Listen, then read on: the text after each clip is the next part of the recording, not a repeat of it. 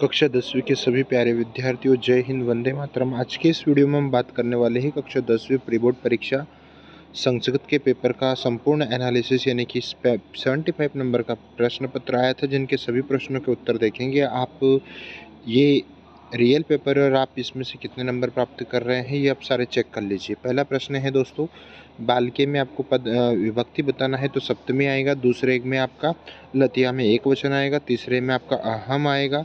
चौथे में आपको तव आएगा। पाँचवें में आपको यहाँ पर एव आएगा। और छठे में आपको यहाँ पर अवयव बताना है, तो तत्र आएगा। ठीक है, आपका समय ज़्यादा ना हो इसलिए फटाफट जल्दी से आंसर देखते जाइए। पहले में आपका लट लकार आएगा। दूसरे में आपका प्रथम पुरुष रहेगा। तीसरे में गम आएगा। चौथे में लिखतु आएगा। और उसके बाद में पाँचवें, यानी कि इसमें आपका प्र आएगा, प्र उपसर्ग, और अपवाद में आपका अप उपसर्ग आएगा। फिर उसके बाद में आम और ना देखना है, तो पहले में दोस्तों आपको आम आएगा। दूसरे में आपका ना आएगा। तीसरे में ना आएगा। चौथे में आम आएगा। और पाँचवें में आम आएगा। और नंबर 6 में ना आएगा। फिर उसके बाद में यहाँ पर युग्मालनम कुरुत देखेंगे, तो युग्मालनम कुरुत में पहले का गा यानी कृत्वा रहेगा। और तुम में आपका हसीतुम आएगा। आधा ही आपका ल्यप प्रत्यय है। और शलीलम में आपका नेरम आएगा। पवनम में आपका वायु आएगा। और शुक्रम का आपका दुर्वम आएगा। ठीक है दोस्तों, उसके बाद में अगला देख लेते हैं। एक पदेन उत्तरम लिखता है, तो इसमें आपका यहाँ पर पहले में चोर आएगा। दूसरे में आपका अवकृता आएगा। तीसरे में आरक्ष आएगा। और चौथे में आपको विशेष बताना है, तो वीर आएगा। फिर नेक्स्ट देखेंगे क्वेश्चन क्रमांक 6। तो क्वेश्चन क्रमांक 6 में आपको विशेषण बताना है, तो क्रुद्ध शब्द आपका विशेषण है।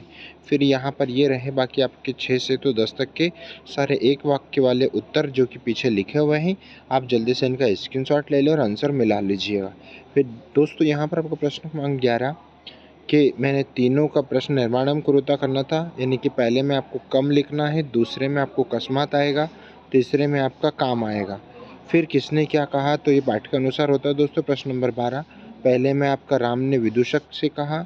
दूसरे में आपको कुश ने राम से कहा। और तीसरे में आपको कौवा ने कोयल से कहा। ठीक है, 13 में आपको श्लोक लिखना था। और प्रश्न क्रमांक 14, ठीक है, जो कि आपको अशुद्ध को शुद्ध करना था, यानी कि वृक्षस्य पत्रम पतति। तो इसमें आपका सही आंसर हो जाएगा, यानी कि पहला जो है वृक्षस्य जो शब्द है, जिसमें आपकी प्रथमा विभक्ति लग जाएगी, और उसी प्रकार से आपका अशुद्ध से शुद्ध हो जाएगा। फिर माता बालिका दुग्धम ददाति, तो इसमें क्या है कि ये आपका बालक की द्वितीय कर्म कारक आ रहा है, इसलिए बालक शब्द में आपका बालकन लग जाएगा। और यहाँ पर आपको गुरुवे नमः होगा।